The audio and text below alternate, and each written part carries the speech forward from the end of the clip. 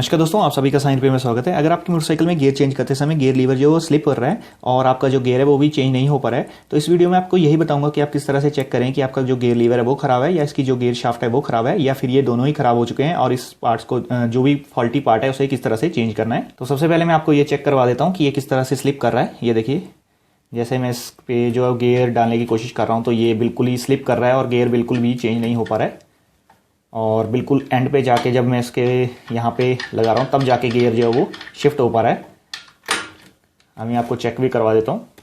ये देखिए, अभी जो मोटरसाइकिल है वो गियर में नहीं है और यहाँ पे मैं से जब ये डालने की कोशिश कर रहा हूँ तो ये बिल्कुल स्लिप कर रहा है और बिल्कुल एंड पे जाके यहाँ पे गियर जो लग रहा है। ये देखिए, अभी इसमें गियर लग चुका है और ये देखिए अभी भी ये गियर में है और बिल्कुल एंड में आके जो है ये यहाँ पे गियर जो लग रहा है, लेकिन अब ये बिल्कुल देखिए गियर में स्टक हो चुकी है और ना तो गियर निकल पा रहा है और ना ही लग पा रहा है। ये देखिए, ये बिल्कुल फ्री हो चुके हैं।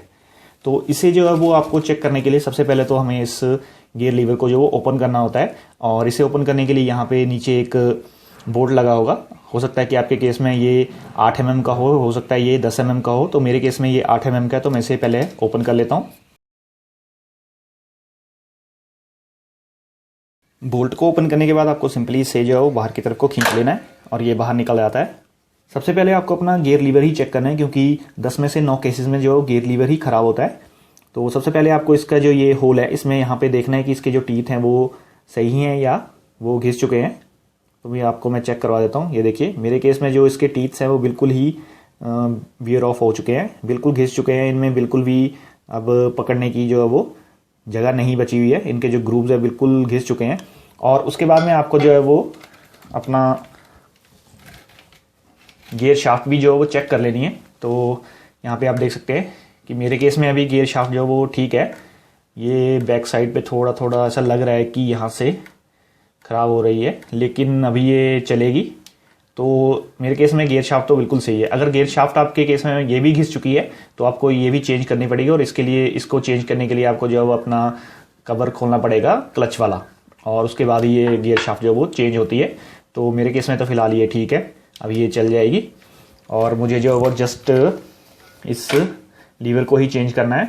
आपको अपनी मोटरसाइकिल के अकॉर्डिंग जो है गियर लीवर बाजार से ले आना है और मैं इसका रेट आपको दिखा देता हूँ। ये मुझे 170 का पड़ा है।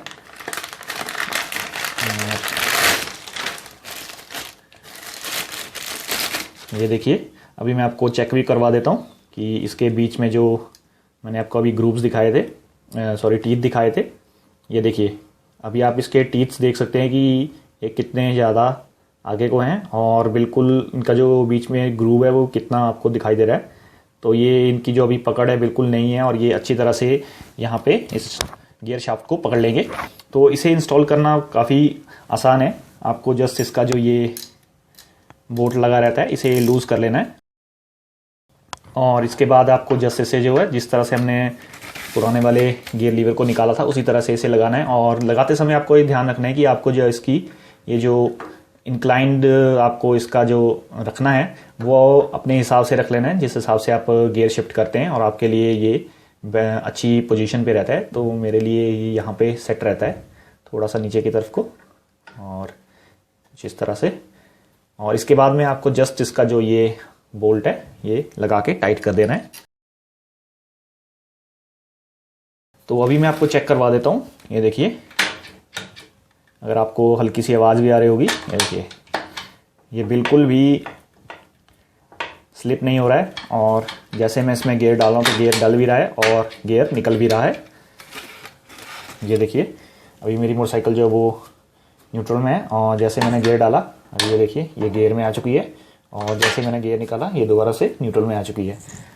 तो आप भी अपनी मोटरसाइकिल में अगर आपका गियर लीवर जो है वो स्लिप करता है तो इस तरह से रिपेयर कर सकते हैं। अगर आपको वीडियो अच्छी लगी तो इसे लाइक करना बिल्कुल मत भूलिएगा और ऐसी ही आगे आने वाली वीडियोस देखने के लिए मेरे चैनल को सब्सक्राइब भी कर लीजिएगा। वीडियो देखने के लिए धन्यवाद।